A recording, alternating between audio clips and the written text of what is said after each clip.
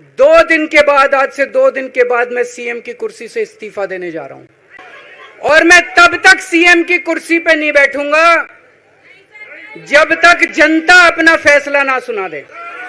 अंग्रेजों ने भी नहीं सोचा था कि आजाद भारत के अंदर 95 साल के बाद अंग्रेजों से ज्यादा क्रूर और अत्याचारी शासक इस देश के ऊपर आएगा। संदीप पाठक को ब्लैकलिस्ट कर दिया गया, उसके बाद मेरे से मिलने नहीं दिया गया। जेल के इन 150-200 दिन जो मैं जेल में रहा, इन दिनों ने मेरे हौसले को और 100 गुना बढ़ा दिया है।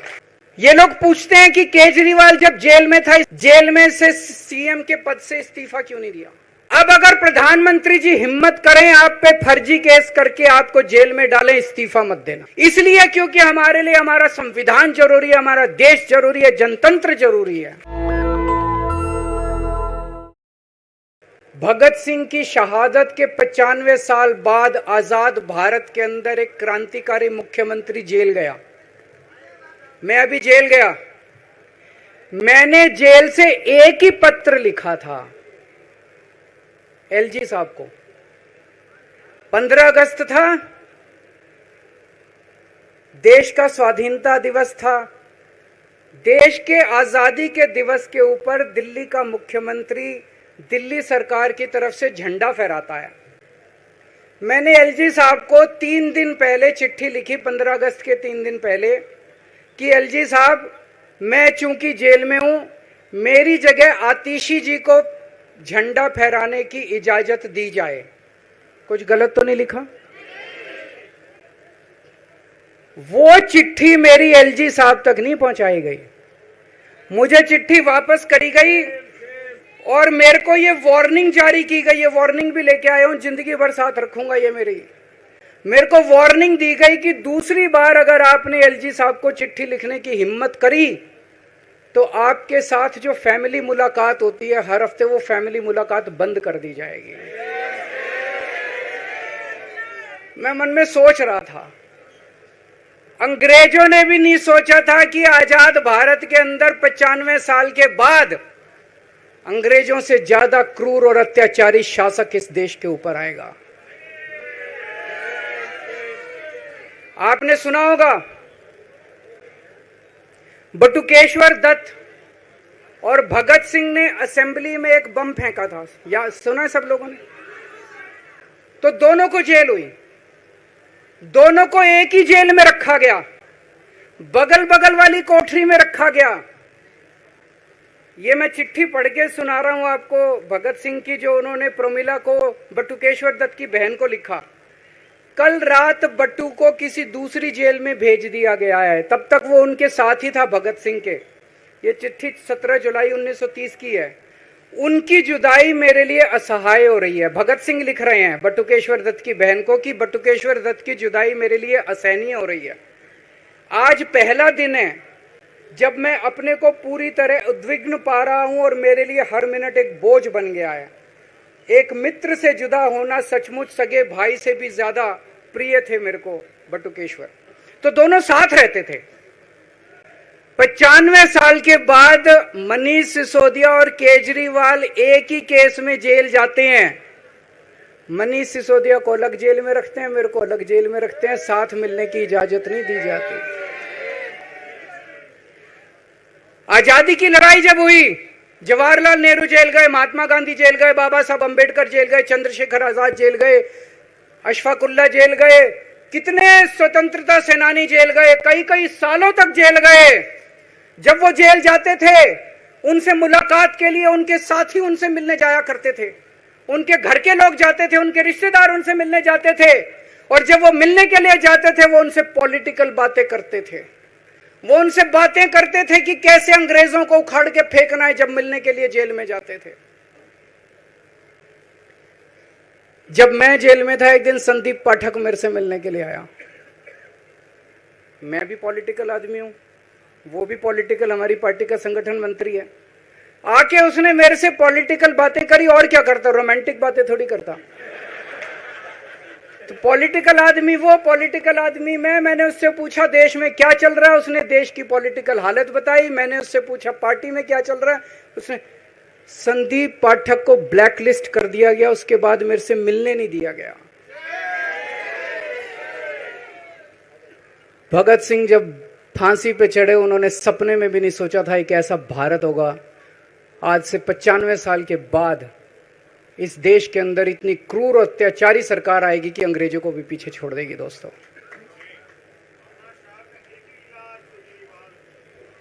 मुझे जेल क्यों भेजा इन लोगों ने? ऐसा नहीं कि केजरीवाल ने कोई भ्रष्टाचार किया, वो इनको भी पता है, मेरे को भी पता है, आपको भी पता है। इन्होंने जेल क्यों भेजा मेरे को? इनका मकसद था आम आदमी पार्टी को तोड़ना। इनका मकसद था केजरीवाल के हौसले को तोड़ना, केजरीवाल की हिम्मत को तोड़ना।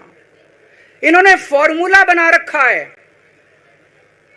आप देख रहे हो किस तरह से एमएलए तोड़ दो, एमएलए खरीद लो, ईडी भेज के डरा दो, सीबीआई भेज के डरा दो, फर्जी केस कर दो, जेल में डाल दो, पार्टी तोड़ दो। महाराष्ट्र में कैसे उन्होंने 2-2 राष्ट्रीय पार्टियां तोड़ दी। पार्टी तोड़ दो, सरकारें गिरा दो और अपनी सरकार बना लो।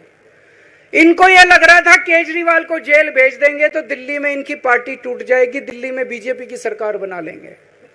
इनको लग रहा था पंजाब की सरकार तोड़ के पंजाब में हम अपनी सरकार बना लेंगे, इनके एमएलए तोड़ लेंगे।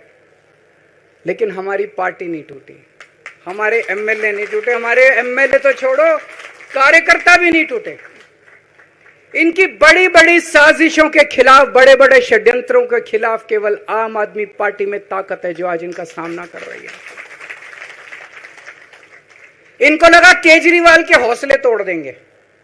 आज मैं आपके सामने खड़ा हूं और मैं पूरे विश्वास के साथ कह रहा हूं कि जेल के इन 150-200 दिन जो मैं जेल में रहा, इन दिनों ने मेरे हौसले को और 100 गुना बढ़ा दिया है, कम करने की बजाय।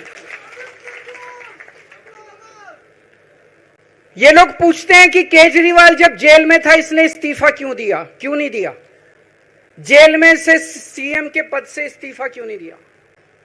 मैंने इस्तीफा इसलिए नहीं दिया क्योंकि मैं देश के जनतंत्र को बचाना चाहता था। इन्हें जो इतने फॉर्मूले बना रखे हैं, एमएलए तोड़ दो, पार्टियां तोड़ दो, एमएलए खरीद लो, डरा दो। अब एक फॉर्मूला और इन्होंने नया बनाया है। जहां जहां ये चुनाव हारे, वहां वहां के मुख्यमंत्री पे फर्जी केस करके उसको गिरफ्तार कर लो और उसकी सरकार गिरा दो। अगर मैं इस्तीफा दे देता, अगर मैं हेमंत सोरेन साहब ने इस्तीफा दिया, मैं भी इस्तीफा दे देता। इन्होंने सीतारमैया पे भी अभी केस किया है, सीतारमैया साहब के ऊपर। इन्होंने पिनाराई विजयन के ऊपर भी केस कर रखे हैं, ममता दीदी के ऊपर केस कर रखे हैं। ये एक ऑपोजिशन के मुख्यमंत्री को नहीं छोड़ते, एक एक को पकड़ के फर्जी केस कर करके उनको जेल में डाल देते और एक एक की सरकार गिरा देते। मैं जेल में गया, अभी 10 दिन पहले सुप्रीम कोर्ट की एक बेंच ने पूछा सरकार से कि जेल के अंदर से सरकार क्यों नहीं चल सकती। बड़ा आप लोगों ने अखबार में, सुप्रीम कोर्ट ने पूछा है केंद्र सरकार से कि जेल के अंदर से सरकार क्यों नहीं चल सकती, तो जेल के अंदर से सरकार साबित कर दिया हमने। अब मैं देश के सारे नॉन बीजेपी मुख्यमंत्रियों से हाथ जोड़ के विनती करना चाहता हूं, अब अगर प्रधानमंत्री जी हिम्मत करें आप पे फर्जी केस करके आपको जेल में डालें, इस्तीफा मत देना, किसी हालत में इस्तीफा मत देना। जेल से सरकार चलाना हम सबको मिलकर, ऐसा नहीं कि हम पद के लालची हैं, ऐसा नहीं कि मुख्यमंत्री पद हमारे लिए महत्वपूर्ण है, इसलिए क्योंकि हमारे लिए हमारा संविधान जरूरी है, हमारा देश जरूरी है, जनतंत्र जरूरी है, जनतंत्र को बचाना जरूरी है। इतने भारी बहुमत से जीती हुई सरकार, एक बार 70 में से 67 सीट आई, एक बार 70 में से 62 सीट आई, और आप पकड़ के जेल में डाल दोगे और कहोगे इस्तीफा दे। मैं सारे मुख्यमंत्रियों से आज हाथ जोड़ के विनती करना चाहता हूं, इनका ये नया फॉर्मूला भी आम आदमी पार्टी ने फेल कर दिया है, जो इन्होंने नया फॉर्मूला बनाया।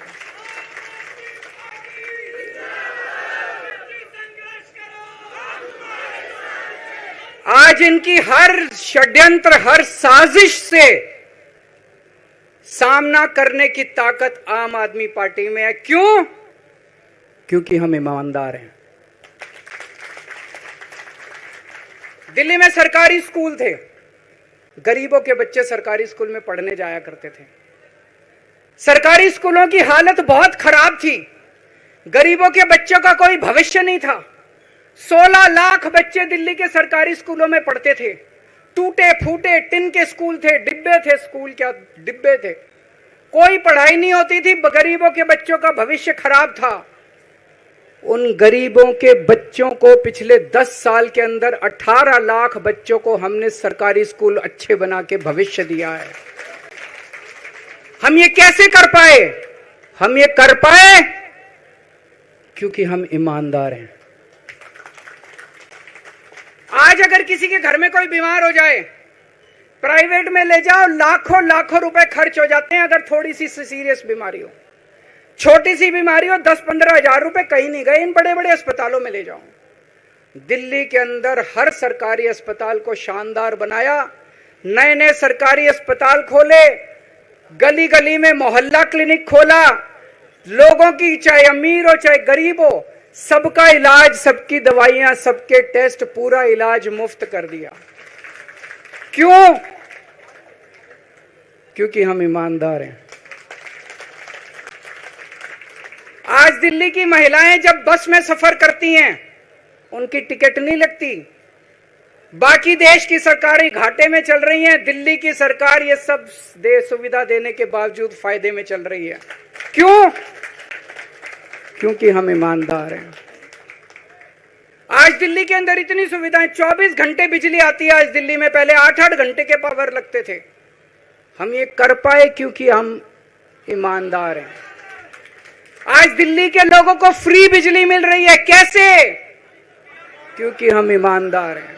आज दिल्ली में जगह जगह सीसीटीवी कैमरे लग गए, स्ट्रीट लाइट्स लग रही हैं, लोगों को तीर्थ यात्रा कराई जा रही है। इतने कच्ची कॉलोनियों के अंदर पिछले 75 साल में इतनी सड़कें और गलियां नहीं बनी जितनी पिछले 10 साल के अंदर हमने सड़कें और गलियां बना दी। 75 साल के अंदर दिल्ली में इतनी पानी की पाइपलाइन नहीं डली जितने पिछले 10 साल के अंदर पानी की पाइपलाइन डाल दी। कहां से आया पैसा? क्यों? क्योंकि हम ईमानदार हैं।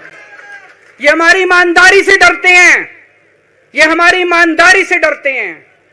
ये बिजली फ्री नहीं कर सकते, क्यों? ये बेईमान है। ये स्कूल ठीक नहीं कर सकते, इनकी 30-30 साल से सरकारें चल रही हैं कई राज्यों के अंदर, 25-25 साल से, 15-15 साल से इनकी सरकारें चल रही हैं। ये स्कूल ठीक नहीं कर सकते, अस्पताल ठीक नहीं कर सकते, ये फ्री इलाज नहीं दे सकते, ये बिजली फ्री नहीं कर सकते, ये 24 घंटे बिजली नहीं कर सकते। क्यों? ये बेईमान, ये बेईमान है। आज इन्होंने ईडी छोड़ दी, इनकम टैक्स छोड़ दिया, दिल्ली पुलिस छोड़ दी, इतने केस कर दिया हमारे ऊपर, और हम डट के खड़े हैं इनके खिलाफ, इनका मुकाबला कर रहे हैं क्योंकि हम ईमानदार हैं। इसलिए ये मेरे को बेईमान साबित करना चाहते हैं, ये मेरे को बेईमान साबित करना चाहते हैं। मेरे ऊपर कीचड़ फेंक रहे हैं, मेरे ऊपर लांछन लगा रहे हैं, मुझे सुबह शाम गालियां देते हैं। लेकिन मेरे लिए बीजेपी इंपॉर्टेंट नहीं है, मेरे लिए आप लोग इंपॉर्टेंट हो। अगर देश की जनता, दिल्ली की जनता को लगता है केजरीवाल बेईमान है, मैं 1 मिनट के लिए सीएम की कुर्सी पे भी नहीं बैठूंगा। 1 मिनट के लिए मैं बैठने को तैयार नहीं। मैंने अपने जीवन में कुछ नहीं कमाया, मेरा बैंक अकाउंट खाली है, हमारी पार्टी का बैंक अकाउंट खाली है। मैंने जिंदगी में कुछ नहीं कमाया, अपनी इज्जत और अपनी ईमानदारी के सिवा मेरे पास कुछ नहीं आया। इनकम टैक्स में कमिश्नर की नौकरी करता था, 2000 में नौकरी छोड़ के सन 2000 से 2010 तक 10 साल मैंने दिल्ली की झुग्गियों के अंदर बिताए हैं। कुछ महीने दिल्ली की झुग्गियों में जाके रहा मैं, झुग्गी के अंदर, नंद नगरी, सुंदर नगरी की झुग्गियों के अंदर मैंने गली गली में खाक छानी है कि गरीब आदमी रहता कैसे, उसके घर का गुजारा कैसे चलता है। अगर पैसे कमाने हो तो इनकम टैक्स कमिश्नर की नौकरी बुरी नहीं थी। और जब मैंने नौकरी छोड़ी थी तब कोई पार्टी नहीं थी, कुछ नहीं थी। ऐसा नहीं था कि उस टाइम ये था मुख्यमंत्री बनने चला था या कोई पार्टी, कुछ नहीं था, कोई भविष्य नहीं था, केवल देश के लिए जुनून था कि देश के लिए कुछ करना है, देश के लिए कुछ करने हैं। 49 दिन की सरकार के बाद इस्तीफा दिया था, अपने असूलों के लिए इस्तीफा दिया था। किसी ने इस्तीफा मांगा नहीं था, अपने आप इस्तीफा दिया था। आज के तारीख में, आज के जमाने में कोई अपनी चपरासी की नौकरी नहीं छोड़ता, मैंने मुख्यमंत्री की कुर्सी छोड़ी थी, अपने आप छोड़ी थी। ना पद का लालच है, ना दौलत का लालच है, केवल देश के लिए कुछ करने का जुनून है, देश के लिए कुछ करने के लिए आए हैं।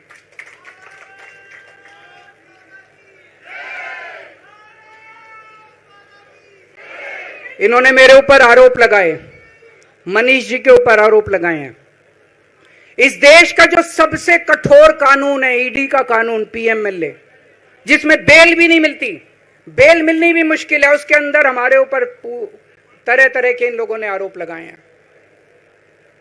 कोर्ट से हमको बेल मिल गई, उसके बावजूद आज की तारीख में, आज जो स्थिति है, इससे फालतू कोर्ट और कुछ नहीं कर सकता था जितना कोर्ट ने कर दिया हमारे पक्ष में। हम कोर्ट के बहुत शुक्रगुजार हैं। कोर्ट ने हमें बेल दे दी, अभी बेल तक ही दे सकता था।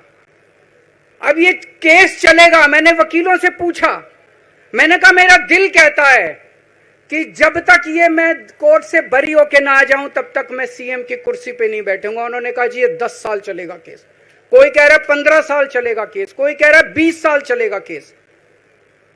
तो केस ये अभी लंबा चलेगा। आज कोर्ट जितना कर सकता था, कोर्ट ने हमारे पक्ष में निर्णय लिया है, हमें बेल दे दी। उन्होंने ऐसे कानून में जिसमें बेल मिलनी नामुमकिन होती है, उन्होंने बेल दे दी। आज मैं आपकी अदालत में आया हूं, जनता की अदालत में आया हूं, आपसे पूछने के लिए आया हूं, क्या आप केजरीवाल को ईमानदार मानते हो कि गुनहगार मानते हो?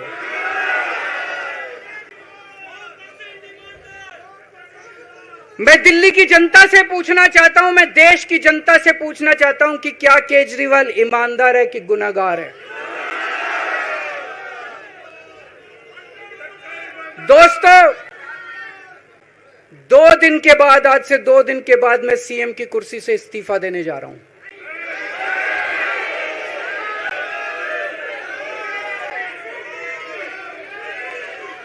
और मैं तब तक सीएम की कुर्सी पे नहीं बैठूंगा जब तक जनता अपना फैसला ना सुना दे। मैं जनता के बीच में जाऊंगा, गली गली में जाऊंगा, घर घर में जाऊंगा, और जब तक जनता अपना फैसला ना सुना दे कि केजरीवाल ईमानदार है, तब तक मैं सीएम की कुर्सी के ऊपर नहीं बैठूंगा।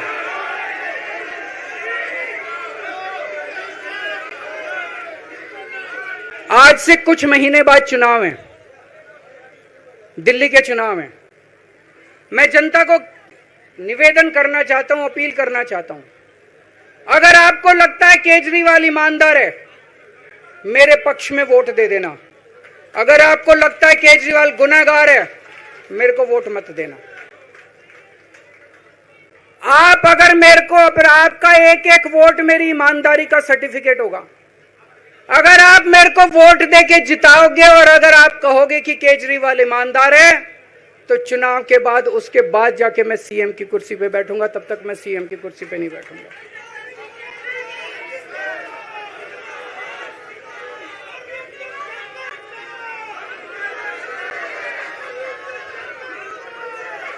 आपको लग रहा होगा अभी अभी जेल से रिहा होके आया है, ये कैसा क्यों बोल रहा है? अभी अभी जेल से रिहाई होके आया है, अब ये इस्तीफा क्यों दे रहा है? इन्होंने मेरे ऊपर आरोप लगाया है, इन्होंने आरोप लगाया है कि केजरीवाल चोर है, इन्होंने आरोप लगाया है केजरीवाल भ्रष्टाचारी है, इन्होंने आरोप लगाया है केजरीवाल ने भारत माता के साथ धोखा किया है। ये करने के लिए नहीं आया था मैं, सत्ता से पैसा और पैसे से सत्ता, इस खेल के खेलने के लिए मैं नहीं आया था। मैं देश के लिए कुछ करने के लिए आया था। जब 14 साल के बाद भगवान राम वनवास से लौटे, सीता मैया को अग्नि परीक्षा देनी पड़ी थी। आज मैं जेल से आया हूं, मैं अपनी अग्नि परीक्षा देने के लिए तैयार हूं।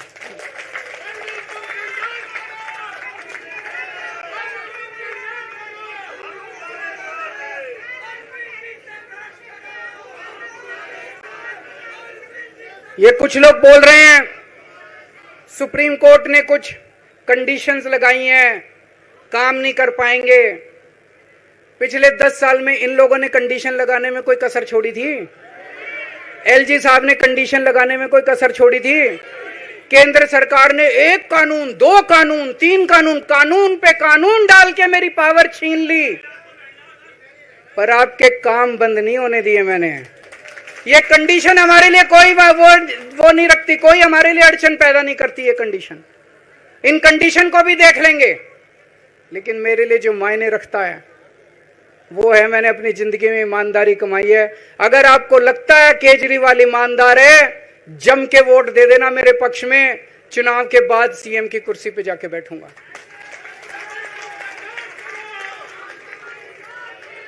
फरवरी में चुनाव है। आज इस मंच से मैं मांग करता हूं कि ये चुनाव नवंबर में कराए जाएं, महाराष्ट्र के साथ कराए जाएं, तुरंत कराए जाएं चुनाव। और जब तक आपका फैसला नहीं आएगा तब तक मैं जिम्मेदारी नहीं संभालूंगा। और मैं जब तक चुनाव नहीं होते, मैंने जैसे बताया 2 दिन के बाद मैं अपना इस्तीफा दूंगा।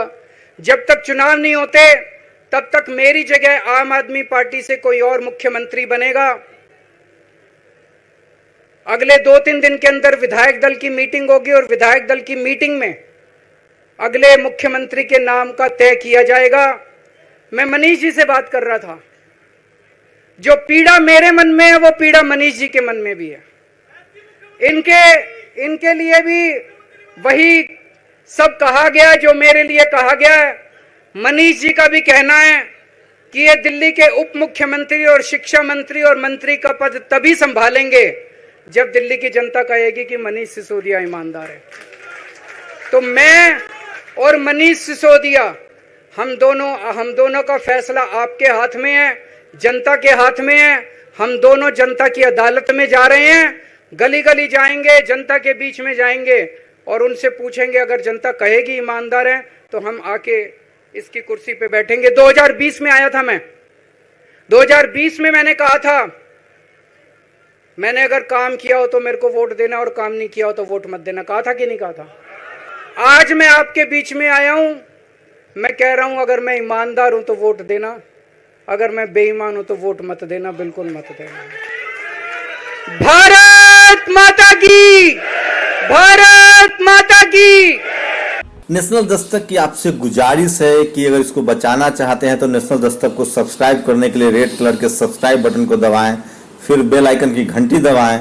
नेशनल दस्तक को बचाने के लिए बहुत जरूरी है कि हर खबर को शेयर करें, लाइक करें, कमेंट जरूर करें।